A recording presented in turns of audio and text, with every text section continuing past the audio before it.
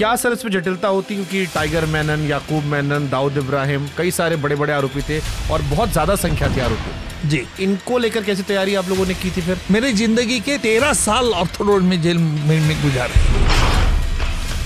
बिना गुनाह किए। बिना गुनाह किए। आज मुझे लगता है कि जेल में से मेरी भी रिहाई हो गई।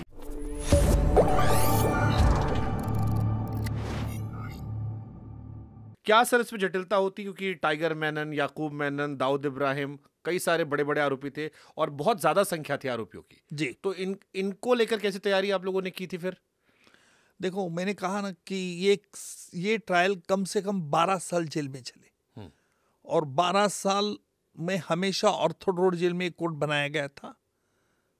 सुबह 10 बजे 10:30 बजे निकलता था और 5:30 6 बजे कोर्ट से आता था। ऐसे मेरे जिंदगी के 12 साल जेल और कसाब की ट्रायल भी 1 साल वही कोर्ट में ऑर्थो रोड में चली, यानी 13 साल। मेरे जिंदगी के 13 साल ऑर्थो रोड में जेल में गुजारे बिना गुनाह किए। बिना गुनाह किए। तो मेरी ये पहली रिएक्शन थी कि भाई आज मुझे लगता है कि जेल में से मेरी भी रिहाई हो गई। ये लाइटर वेन में छोड़ दीजिए, लेकिन एक 12 माह 93 बॉम्ब ब्लास्ट, ये थोड़ा सा इसको ये कम्युनल टच था, नहीं ऐसा नहीं है था। लेकिन बाद में तो जिनको सजा हुई उनको भी कुछ बुरा नहीं लगा, क्योंकि उनको मालूम था वो दोषी है। आप महाराष्ट्रियन हैं, महाराष्ट्र में, बंबई में खासतौर पर क्या इस घटना ने क्या बदला देश पे? 93 बम ब्लास्ट, क्योंकि आप कह रहे हैं पहली बार आरडीएक्स का इस्तेमाल हुआ, इतने बड़े पैमाने पर हिंदू मुस्लिम दंगे हुए, नजरिया बदला। इवन अंडरवर्ल्ड को हमने सुना है कि वो भी 2 फाड़ में हो गए थे। हिंदू गैंग छोटा राजन वाला अलग हो गया था, दाऊद अलग। अभी देखो, बंबई में गैंग वॉर रहा ही नहीं, पहली बात तो ये है। दूसरी बात, कम्युनल टेंशन हमारे महाराष्ट्र में अभी बिल्कुल नहीं है, बिल्कुल नहीं है अभी कम्युनल टेंशन। इसमें संजय दत्त का भी नाम आया था और अभी आपने हाल फिलहाल में एक स्टेटमेंट भी दिया था कि अगर वो शुरू में इन्फॉर्म करते तो शायद दंगे नहीं होते। संजय दत्त का क्या रोल था? दंगे नहीं, ये बॉम्ब ब्लास्ट नहीं होते थे। संजय दत्त का क्या रोल था? देखिए, संजय दत्त का मेरा जहां तक पर्सनल मानना है कि वो वेपन्स के बारे में बहुत क्रेजी था और इसलिए उसने एक AK-56 राइफल खुद के पास रख ली थी। लेकिन 12 मार्च के पहले जो उसने खुद को रखी थी, उसके पहले 15-20 दिन पहले अबू सालेम एक टेम्पो ट्रैक में हथियार लेके आया था और उसने देखे थे और फिर एक AK-46 राइफल खुद पे पास रख दी और बाकी के रिटर्न कर दिए थे। लेकिन उसको भी सजा हुई, 7 साल की सजा हुई आर्म्स एक्ट के अंदर। संजय दत्त एक बहुत पॉपुलर नाम रहा, पिताजी उनके बहुत प्रतिष्ठित व्यक्ति रहे, अभी भी सुनील दत्त साहब का सभी सम्मान करते हैं। जब ये घटना हुई, आप पर इसका प्रेशर था, मीडिया का प्रेशर था, because he was a Bollywood star, एक बहुत बड़े स्टार के बेटे थे। एक स्टार किड का नाम आना ऐसे मामले में वो कैसे अलग होता है नॉर्मल लोगों से? देखिए, मुझ पर तो कोई प्रेशर नहीं था और आपको पता है कि जब ये मैं केस चला रहा था तब उसको कोर्ट ने आर्म्स एक्ट के अंदर सजा दी। तब उसके वकील ने प्रोबेशन ऑफ ऑफेंडर्स एक्ट का पहला गुना है, इसका बेनिफिट उसे दिया जाए, ये कहा था। मैंने उसको अपोज किया था क्योंकि संजय दत्त ने दाऊद इब्राहिम का जो राइट हैंड है, शूटर, शार्प शूटर, उसके पास से एक 9mm का पिस्तौल खरीदा था और इसलिए मैंने कहा कि अनलाइसेंस पिस्तौल एक गुनहगार पर से खरीदना, इसलिए is not entitle for that benefit. Court ने उसको रिजेक्ट कर दिया। लेकिन जहां तक मेरा मानना है कि संजय दत्त एक वेपन्स आर्मरी के लिए क्रेजी था, उसका कोई बॉम्ब ब्लास्ट में डायरेक्ट इन्वॉल्वमेंट नहीं था। बट क्या संजय दत्त को पता था कि बम ब्लास्ट होने वाला है? नहीं, मुझे नहीं लगता कि उसको पता होगा, नहीं लगता मुझे। ओके, ठीक है सर। अबू सलेम ने जेल से चिट्ठी भी लिखी थी, एक काफी तारीफ की थी, इज इट ट्रू? यस। क्या था वो चिट्ठी में? मैं दिखा सकता हूँ, अभी भी मेरे पास नहीं था। नहीं, पर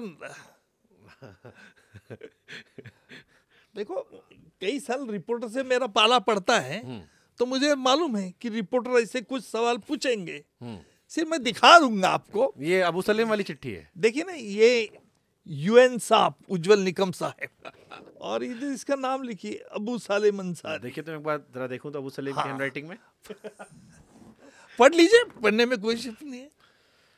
उम्मीद करता हूं अरे कि नहीं, इतना मत पढ़ो। आपके बड़ा ख्याल रखा उन्होंने आपको। उनके खिलाफ मैंने ही ट्रायल चलाई, उनको आजीवन कारावास की सजा हुई है प्रदीप जैन के मर्डर के वजह से। कहना मैं कह रहा, इसका मतलब ये कहता हूं कि गुनहगार को सजा होने के बाद भी,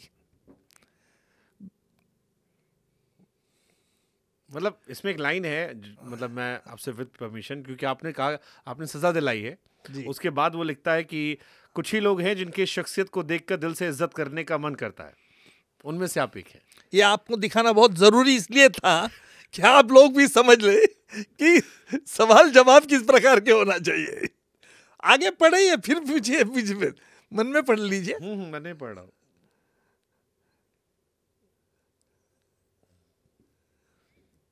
आपका कोई काम होगा तो मुझे बताइए।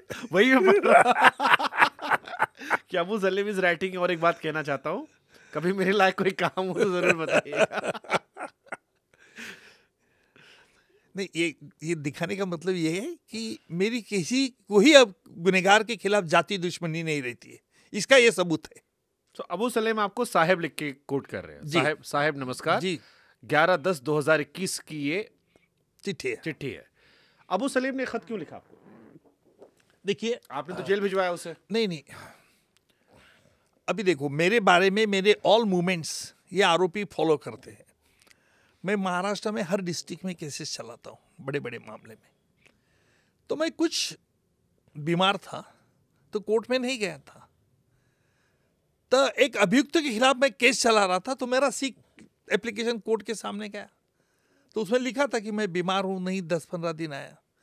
तो उस अभियुक्त ने, जिसके खिलाफ, वो इसका दोस्त है, उसने बता दिया अरे निकम साहब तो बीमार गिर गए, तो उसको बुरा लगा, इसने लेटर भेज दिया। तो ये मतलब, देखिए, I know you will say मी कि जाके अबू सलीम से पूछो, बट आपका इसमें समरी क्या था? उसे क्यों बुरा लगा अगर मैं किसी को जेल भिजवा? क्योंकि मैं अच्छा हूं ना, ये सबूत है उसका।